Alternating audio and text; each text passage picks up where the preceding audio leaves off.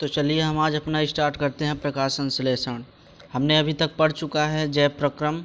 हम लोगों ने जैव प्रक्रम स्टार्ट किया था। तो जैव प्रक्रम में हमने पढ़ा था पोषण, उत्सर्जन, ये सभी चीज़ें हमने जैव प्रक्रम में पढ़ी थी और हम लोगों ने जैव प्रक्रम पूरा भी कर लिया है। अब जैव प्रक्रम पार्ट जो है हमारा, उसमें नेक्स्ट टॉपिक है हमारा प्रकाश संश्लेषण, जो कि हमें पढ़ना है और देखना है प्रकाश संश्लेषण में होता क्या है। प्रकाश संश्लेषण जो पेड़ पौधे होते हैं, जो स्वपोषी होते हैं, जो सूर्य के प्रकाश से और कार्बन डाइऑक्साइड गैस को एकत्रित करके अपना भोजन स्वयं बनाते हैं, उन पदार्थों को कन्वर्ट करते हैं एक ऊर्जा में और उन ऊर्जा से अपनी शक्ति, अपना भोजन प्रदान करते हैं, एनर्जी प्राप्त करते हैं। उसे अब देखेंगे, वही चीज़ हम देखेंगे प्रकाश संश्लेषण में। तो देखते हैं। और आप लोग वीडियो को लाइक करिए, चैनल को सब्सक्राइब करिए, अपने फ्रेंडों के पास भेजिए। इसमें जो ये कंटेंट है ये आप लोग अपने कॉपी में लिखते चलिए, वीडियो को रोकिए, समझिए, लिखते चलिए, ताकि आप लोगों को एग्ज़ाम टाइम में सिर्फ एक बार रिवीजन करना रहे और आप लोग करते जाएं। तो चलिए स्टार्ट करते हैं, देखते हैं हमारा प्रकाश संश्लेषण क्या है। प्रकाश संश्लेषण में क्या दिया गया है कि यह वह प्रक्रम है। प्रक्रम का मीन हमने आपको बताया था। प्रक्रम मतलब क्या होता है? प्रक्रम, जो ये प्रक्रम वर्ड है यहाँ पे, प्रक्रम ये जो वर्ड है यहाँ पे, इसका मतलब क्या होता है हमने आपको बताया था। इसके लिए क्या होता है? क्रिया। जो भी क्रिया होती है उसे प्रक्रम कहते हैं। प्रक्रम मतलब क्रिया। तो ये यहाँ पे वही बता रहा है कि यह वह प्रक्रम है जिसमें स्वपोषी, जो हमारे स्वपोषी होते हैं, जो खाना अपना स्वयं बनाते हैं, वो बाहर से जो पदार्थों को लेते हैं, उन पदार्थों को ऊर्जा के रूप में संचित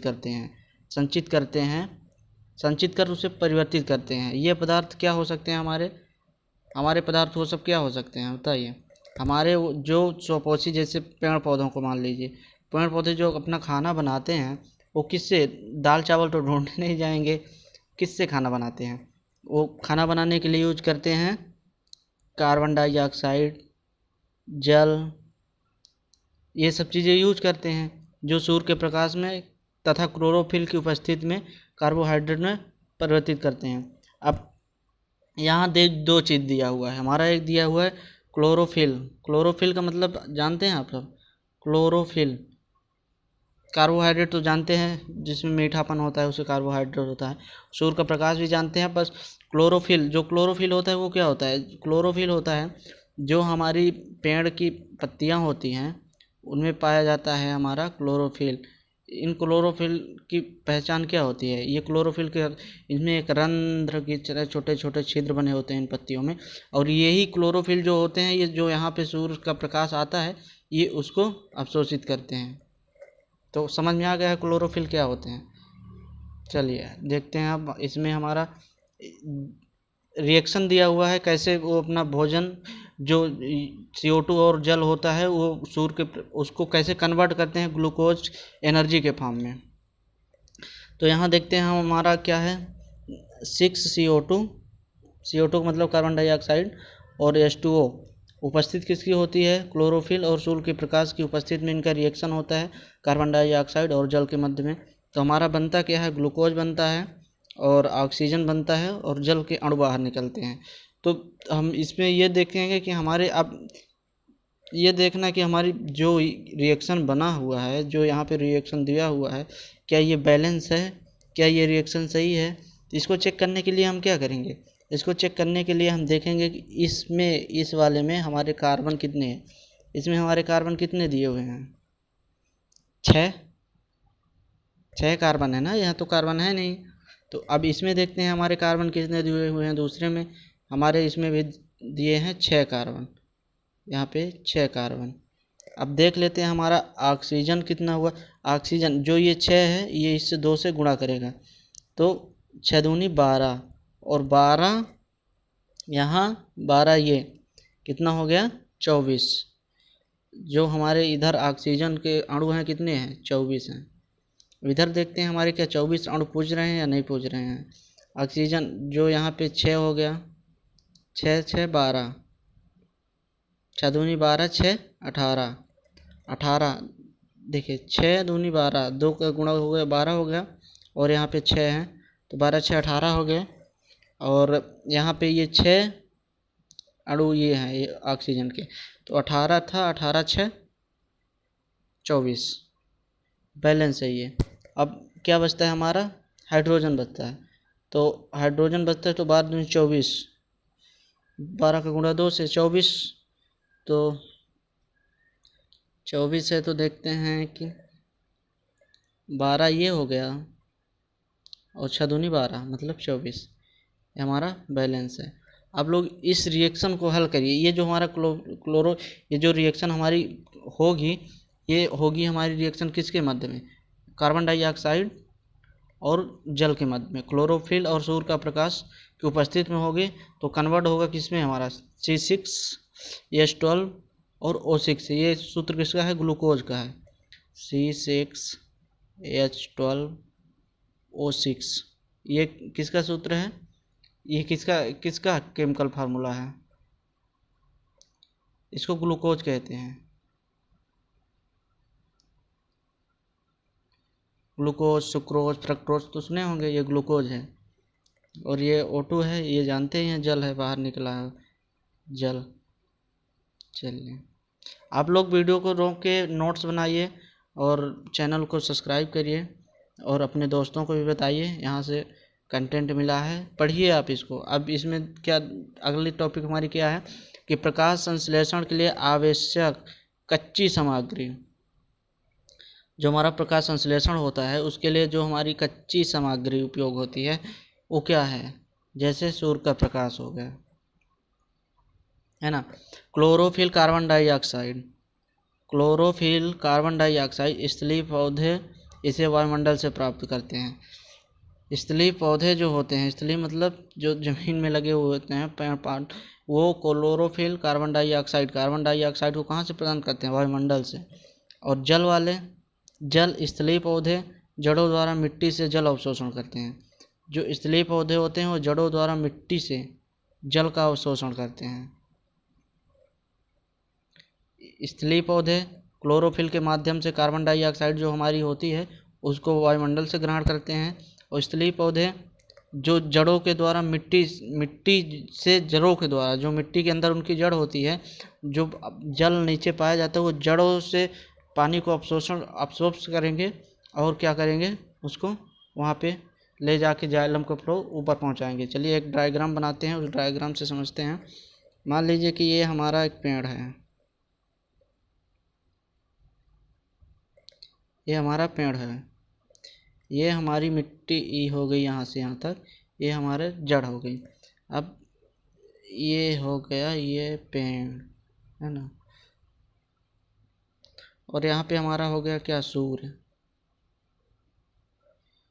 क्या है हमारा, सूर्य है, सूर्य का प्रकाश है। अब यहाँ पे ये हमारा वायुमंडल है, पेड़ जो है ये लगा हुआ है यहाँ पे, ये ज़मीन के अंदर है और ये ऊपर ज़मीन से बाहर है। तो इधर तो ज़मीन के जो बाहर है तो वायुमंडल ही है। जो वायुमंडल में क्या उपस्थित है, हमारा CO2 उपस्थित है। अब ये जो पेड़ है, इसकी पेड़ की पत्ती जो है, उस पत्ती में क्या पाया जाता है, हमारा क्लोरोफिल पाया जाता है। ये क्लोरोफिल पेड़ की पत्ती में पाया जाता है। कार्बन डाइऑक्साइड हमारी जो होती है ये यहाँ वायुमंडल में उपस्थित है। यहाँ सूर्य का प्रकाश है। अब जब सूर्य का प्रकाश लगेगा और यहाँ से हमने इस पेड़ में क्या दे दिया, वाटर दे दिया, पानी दे दिया, जल। नीचे से जल, जो जड़ें हैं वो जल को उठाएंगी और जाइलम के फ्लम कहाँ पहुँचा देंगी, इसको पत्ती के पास पहुँचा देंगी। और जो ये सूर्य का प्रकाश है ये आएगा तो कहाँ पे इसको कौन इसको अवशोषित करेगा, पेड़ पे आएगा तो पेड़ डायरेक्ट थोड़ी ना अवशोषित कर लेगा। इसको अवशोषित करने के लिए हमारे जो क्लोरोफिल, जो पत्तियों में क्लोरोफिल पाया जाएगा वो अवशोषित करेगा, और कार्बन डाइऑक्साइड को भी अवशोषित करेंगे। अब ये सब कुछ मिल के तब हमारा भोजन, इसको एक ऊर्जा में कन्वर्ट करेंगे। वो कौन सी ऊर्जा में कन्वर्ट करते हैं, ग्लूकोज में कन्वर्ट करेंगे। और H2O के जल के अणु को बाहर निकालेंगे और ऑक्सीजन के उसमें बाहर निकालेंगे। तो समझ में आया। अब देखिए लिखा हुआ है कि प्रकाश संश्लेषण के दौरान होती घटनाएं, जो प्रकाश संश्लेषण के दौरान घटनाएं होती हैं, वही जो अभी हमने बताया वही चीज़ है। जैसे क्लोरोफिल द्वारा सूर्य के प्रकाश को अवशोषित करना, अभी हमने बताया ना, जो हमारी पत्तियां होती हैं उसमें पाया जाता है क्लोरोफिल, और उन्हीं वही क्लोरोफिल क्या करते हैं, हमारे प्रकाश को क्या करते हैं, अवशोषित करती हैं। दूसरे में क्या है, प्रकाश ऊर्जा को रासायनिक ऊर्जा में रूपांतरित करना तथा जल के अणुओं को हाइड्रोजन तथा ऑक्सीजन में अपघटित करना। प्रकाश का ऊर्जा जो है, प्रकाश की जो ऊर्जा आती है वो डायरेक्ट खाने के रूप में थोड़ी कन्वर्ट होती है, उसको रासायनिक ऊर्जा में रूपांतरित करेंगे, और जो हमारे जल के अणु नीचे से ज़मीन से गए हैं उनका डिकम्पोजिशन होगा, वो टूटेंगे किसमें, हाइड्रोजन तथा ऑक्सीजन के उसमें। और तीसरा पॉइंट क्या है हमारा, कार्बन डाइऑक्साइड का कार्बोहाइड्रेट में ऑप्शन। जो हमारी ये CO2 हमको वायुमंडल में मिलती थी, जो पेड़ पौधे ग्रहण करते थे, ये इसका डिकम्पोजिशन होकर क्या बनाएगा, हमारा कार्बोहाइड्रेट इसका बनेगा। अब आता है हमारा अगला क्लोरोप्लास्ट। क्लोरोप्लास्ट का मतलब क्या लिखा हुआ है, क्लोरोप्लास्ट का मतलब यहाँ पे कि पत्तियों की कोशिकाओं में हरे रंग के बिंदु दिखाई देते हैं।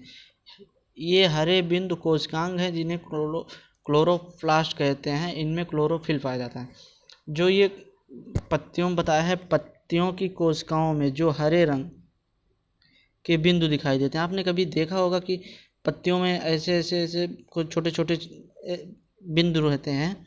ये हरे बिंदु जो होते हैं कोशिकांग हैं जिन्हें क्लोरोप्लास्ट कहते हैं। इन्हीं में क्लोरोफिल उपस्थित होता है जो सूर्य के प्रकाश को अवशोषित करता है। अगला देखते हैं रंध्र किसे कहते हैं, रंध्र पत्तियों की सतह पर जो सूक्ष्म छिद्र होते हैं उन्हें रंध्र कहते हैं। जो हमारा जैसे ये पत्ती हो गई, बनती तो नहीं है हालांकि बना दे रहे हैं गाइस, ये पत्ती हो गई है ना। अब पत्तियों की सतह पर ऐसे कभी कभी आपको दिखता होगा ना, ऐसे छोटे छोटे छिद्र ऐसे, ये हमारे क्या हैं, रंध्र हैं। अब रंध्र तो हो गया, रंध्र के कार्य क्या होते हैं वो देखते हैं। रंध्र हमारा कार्य क्या करता है, रंध्र जो है हमारा क्या कार्य करता है, रंध्र हमारा कार्य करता है कि प्रकाश संश्लेषण के लिए गैसों का अधिकांश आदान प्रदान छिद्रों द्वारा होता है। जो प्रकाश संश्लेषण की क्रिया होती है पेड़ पौधों में, तो जो अधिकांश गैसें आदान प्रदान होती हैं, अंदर बाहर होती हैं, वो इन्हीं के माध्यम से होता है। रंध्र के ही माध्यम से होता है। वाष्पोत्सर्जन प्रक्रिया में जल वाष्प के रूप में रंध्र द्वारा निकल वाष्पोत्सर्जन, ये वाष्पोत्सर्जन क्या होता है, जल का गैस के रूप में परिवर्तित होना क्या कहलाता है, हमारा वाष्पोत्सर्जन कहलाता है। जैसे मान लो कि ये तालाब है ना, इसमें तालाब में पानी भरा हुआ है। अब यहाँ पे सूर्य है, सूर्य का प्रकाश इनमें पड़ेगा, जब इसका टेम्परेचर बढ़ेगा तो जो जल होगा वो ऐसे ऐसे गैस के रूप में, वाष्प के रूप में ऊपर उड़ता जाएगा, और धीरे धीरे इस तालाब का पानी सूख जाएगा, ख़त्म हो जाएगा। उसको क्या कहते हैं, वाष्पोत्सर्जन कहते हैं। चैनल को जल्दी जल्दी सब्सक्राइब करो और वीडियो को लाइक करो, दोस्तों को पहुंचाओ, दोस्तों को शेयर करो, इससे नोट्स बनाओ कंटेंट से। रंध्र की रचना और क्रिया, रंध्र की रचना कैसे होती है, मतलब उसका कैसे दिखता है रंध्र, और उसकी क्रिया कैसे काम करता है। देखते हैं, लिखा है पत्तियों की सतह पर मौजूद रंध्रों के चारों ओर दो कोशिकाएं घेरे रहती हैं, जिन्हें द्वार कोशिका कहते हैं। ये कोशिकाएं रंध्रों के खुलने और बंद होने के लिए उत्तरदायी होती हैं। जो हमारी पत्तियों की सतह पर मौजूद रंध्र होते हैं उनके चारों तरफ दो कोशिकाएं घेरे रहती हैं, उन कोशिकाओं को क्या कहते हैं, द्वार कोशिका कहते हैं। ये कोशिकाएं रंध्रों के खुलने और बंद होने के लिए उत्तरदायी हैं। अब एक चीज़ हमारा यहाँ पे इम्पोर्टेंट हो गया गाइस, अब आप लोग देख लो इम्पोर्टेंट क्या हो गया। मैं क्या बताना चाहता हूँ, इसमें क्या लिखा हुआ है कि जो पत्तियों की सतह पर मौजूद रंध्रों के चारों ओर से दो कोशिकाएं घेरे रहती हैं, उन कोशिकाओं को क्या कहते हैं। ऐसा सही विकल्प आ सकता है ये सही विकल्प। पत्तियों की सतह पर मौजूद रंध्रों के चारों ओर दो कोशिकाएं घेरे रहती हैं, जिन्हें क्या कहते हैं, कोशिका द्वार कहते हैं। क्या कहते हैं, द्वार कोशिका कहते हैं, द्वार कोशिका।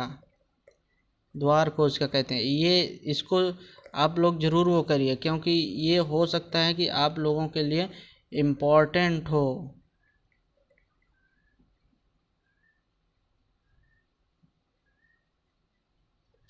ये क्या है, आप लोगों के लिए हो सकता है द्वार कोशिका इम्पोर्टेंट हो।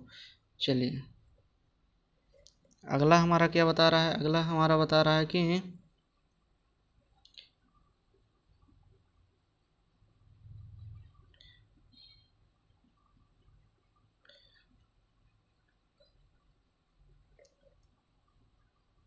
ये लो, अगला हमारा बता रहा है क्या हो जाता है अगला हमारा। चलिए देखते हैं, अगला बता रहा है कि जब द्वार कोशिका में जल अंदर आता आता जाता है, जब द्वार कोशिकाओं के द्वारा क्या होता है, जल जो हमारा अंदर जाता है, तब वह क्या हो जाती हैं, ऐसे फूल जाती हैं, ऐसे रहेंगी। जब जल अंदर जाएगा तो ऐसे फूल जाएंगी, जिनमें छिद्र खुल जाता है। तभी तो छिद्र जो उसमें है, ऐसे पत्ती में जैसे हैं, है ना, यहाँ पे प्रेजेंट है। ये ऐसे रहेंगे तो कैसे होगा, ऐसे जब फूल जाएंगी तो इनका जो छिद्र होल है वो ओपन हो जाएगा। जब ओपन हो जाएगा तो जल अंदर जा सकेगा। जब द्वार कोशिकाएं सिकुड़ती हैं तब छिद्र बंद हो जाता है। रन से पर्याप्त मात्रा में जल की हानि होती है। मतलब जब क्या होगा, जब ये सिकुड़ जाती हैं तो रंध्र जो होता है बंद हो जाता है, तो फिर ना तो जल बाहर आता है ना तो बाहर जाता है। चलिए अब हम यहाँ देखते हैं, एक हमारा हम लोग विषम पोषी पोषण। विषम पोषी पोषण टॉपिक क्या है, पोषण तो हमने पहले ही पढ़ लिया है, फिर भी देखते हैं। विषम पोषी पोषण क्या है, पोषण का वह तरीका जिसमें जीव अपना भोजन स्वयं नहीं बना सकता, बल्कि अपने भोजन के लिए अन्य जीवों पर निर्भर रहता है। उदाहरण मानव एवं जीव। जैसे इसका मतलब है कि पोषण पोषण वह तरीका है जिसमें कि अपने भोजन के लिए स्वयं तो नहीं बना सकता, बल्कि अपने भोजन के लिए अन्य चीज़ों पर निर्भर रहता है। जैसे मानव हो गया, मानव कहाँ पे निर्भर, किस चीज़ पे निर्भर है, पेड़ पौधों पर निर्भर है ना। जैसे लौकी कहाँ से आती है, पौधे से ही तो आती है। टमाटर हो गया, पौधे से तो आती है। और उधर चलेंगे तो मुर्गा, मछली, ये सब कहाँ से खाते हैं, दूसरे के ही पर निर्भर है ना, मानव और अन्य जीव। और क्या दिया हुआ है, इसमें दिया हुआ है विषम पोषी पोषण के प्रकार, प्राणी संपोषण, मृतजीवी पोषण और परजीवी पोषण। ये सब हमने पहले ही पढ़ चुका है, बस आप लोग इसको समझते चलिए। बस थोड़ा थोड़ा सा मैं थोड़ा थोड़ा सा समझाता चलूँगा, क्योंकि आप लोगों ने सब पढ़ा है। प्राणी संपोषण, इसमें संपूर्ण भोजन अंतर्ग्रहण करते हैं तथा इनका पाचन शरीर के अंदर होता है। उदाहरण क्या होता है, जैसे अमीबा हो गया, उदाहरण के लिए अमीबा और मानव। मृतजीवी पोषण क्या होता है, मृतजीवी पोषण अपना भोजन मृत जीवी के शरीर से जो मृतजीवी होते हैं वो अपना भोजन किसी दूसरे मृत शरीर से सड़े गले कार्बनिक पदार्थ को प्राप्त करते हैं। उदाहरण फफूंद और कवक। परजीवी परजीवी पोषण क्या होता है, परजीवी अन्य जीवों के शरीर के अंदर या बाहर रहकर उनको बिना मारे अपना भोजन प्राप्त करते हैं। उदाहरण जोंक, अमरबेल। जैसे इसका बेस्ट उदाहरण है कि जो आप कहिए, मान लो कि ये क्या है, मुझे एक उदाहरण इसका याद आया कि ये मान लो कि चिंकिया है ना। अब ये चिंकिया इतने बड़े बड़े से बाल रखी है,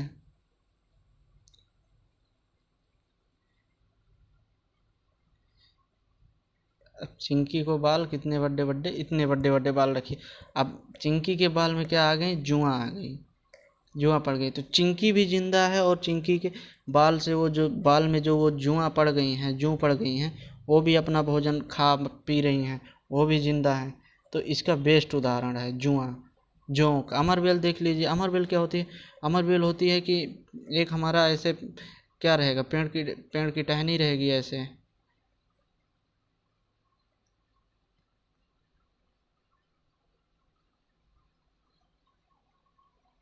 एक मिनट गाइस, एक मिनट, एक वेट जस्ट। जैसे ये हमारी क्या है, पेड़ की टहनी हो गई है ना। अब इस पेड़ की टहनी में अमरबेल जो है तो अमर बेल में ना तो जड़ होगी ना तो कुछ होगी, वो पेड़ में ऐसे ऐसे ऐसे लिपट जाएगी। और एक दिन ऐसा आएगा कि वो जिस जिस ये जो टहनी जिस पेड़ की होगी वो उसे ख़त्म कर देगी, एकदम से झुरवा देगी, पेड़ की कहानी ख़त्म कर देगी। उसको कहते हैं अमरवेल, उसका नाम ही है अमरवेल, जिस पे गई उसको अमर कर दी। चलिए देखते हैं जो जीव अपना पोषण कैसे करते हैं।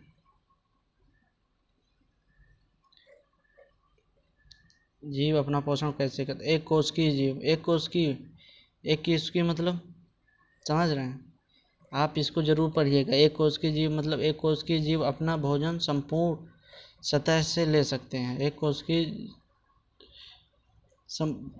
अपना भोजन जो है संपूर्ण सतह से ले सकते हैं। जैसे देख सकते हैं अमीबा, पैरामीशियम, ये उदाहरण है हमारा। अमीबा जो है हमारा क्या है, एक कोष की अनिश्चित आकार वाला प्राणी समपोषी जीव है। अब इसमें एक कोष की जीव, अगर आपके सही विकल्प में आता है एक कोष की जीव कौन है, अगर अमीबा आता है आप तुरंत लगा दिए। अमीबा जो है, अमीबा का जो है आकार निश्चित नहीं होता, कभी ऐसे बनेगा, कभी ऐसे बन जाएगा, कभी ऐसे बन जाएगा, इसलिए अमीबा का आकार निश्चित नहीं होता, इसीलिए लिखा है यहाँ अनिश्चित आकार वाला।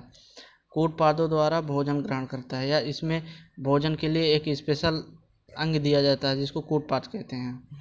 अमीबा के भोजन शैवाल के छोटे टुकड़े, बैक्टीरिया, डायस्टम एंड मृत कार्बनिक पदार्थ होते हैं। अब शैवाल के छोटे टुकड़े जो पानी में ऐसे हरे हरे हरे हरे नहीं हो जाते हैं, यही हैं छोटे टुकड़े। बैक्टीरिया आप जानते हैं। अमीबा में पोषण कैसे होता है, अमीबा पढ़ लीजिए, अमीबा आपका इम्पोर्टेंट है, आप अमीबा जरूर पढ़िए।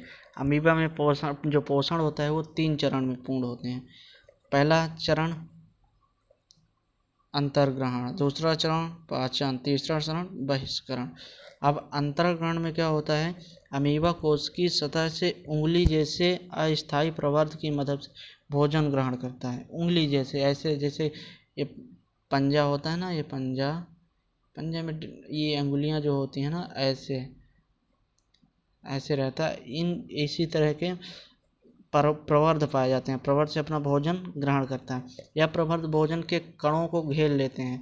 ये जो प्रवर्ध होते हैं ना, ये ऐसे ऐसे भोजन के कणों को क्या कर लेंगे, ऐसे घेर लेंगे चारों तरफ से, संगलित होकर खाद्य रिक्तिका बनाते हैं। पाचन में क्या होता है, खाद्य रिक्तिका के अंदर जटिल भोजन का विघटन सरल भोजन करके उसको सरल किया जाता है। जो अब यहाँ पे क्या क्या बताया है कि खाद्य रिक्तिका के अंदर जटिल का मतलब समझते हैं, जिसमें बहुत ढेर सारी चीज़ें हों। सिंपल होगा तो सिंपल बोला जाएगा, जटिल का मतलब कोई भी चीज़ 3-4 चीज़ 5 चीज़ कॉम्प्लेक्स कर दिया ना, कॉम्प्लेक्स मतलब 3-4 चीज़ मिला देना वो कॉम्प्लेक्स हो जाएगा, जटिल हो जाएगा, उसे जटिल कहते हैं। उन पदार्थों का विघटन सरल पदार्थों में किया जाता है और कोशिकीय द्रव में विसरित हो जाता है।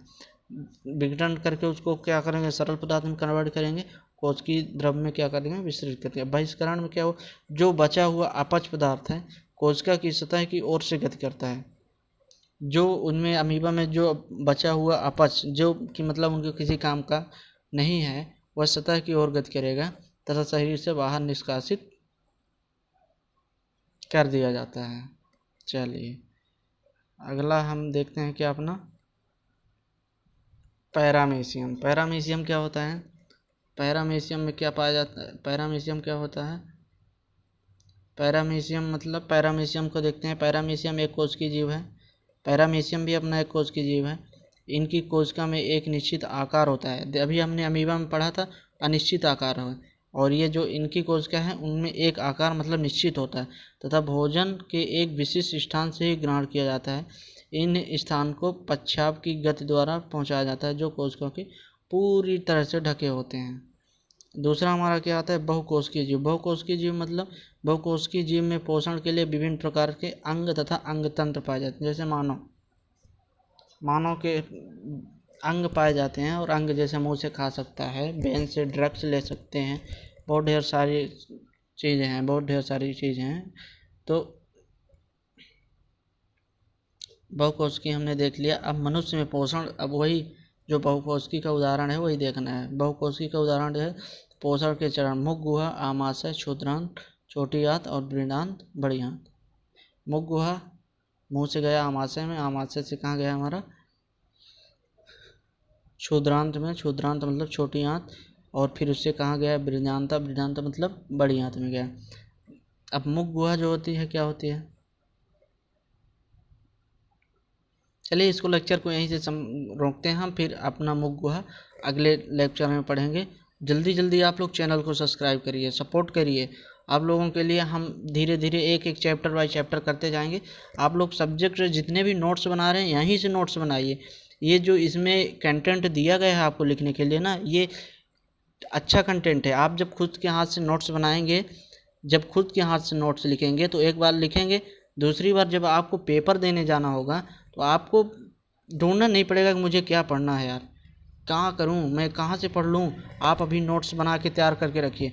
जैसे एग्ज़ाम पास में है बस आप रिवीजन करिए, रिवीजन करिए, रिवीजन करिए और फिर पेपर देने जाइए। और सपोर्ट करिए और दोस्तों को बताइए। आप देख रहे हैं मतलब अपने दोस्तों को भी बताइए, अकेले अकेले नहीं देखिए। चैनल को जल्दी जल्दी सब्सक्राइब कर दीजिए और वीडियो को लाइक कर दीजिए। अगला चैप्टर अगली क्लास में, ये अपना मुख गुहा का जो टॉपिक है वो अगली क्लास में हम कवर करेंगे। चलिए।